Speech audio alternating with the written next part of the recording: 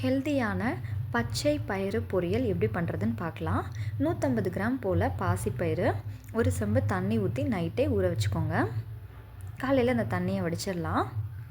இப்போ குயிக்காக பண்ணணும் அப்படின்னா குக்கரில் பண்ணிக்கலாம், அப்படி இல்லைன்னா சட்டியில் கூட வேக வச்சுக்கலாம். இப்போ குக்கரில் ஊற வச்சுருக்க அந்த பாசிப்பயிரை உள்ளே சேர்த்துக்கலாம். 2 செம்பு போல் தண்ணி ஊற்றிக்கோங்க.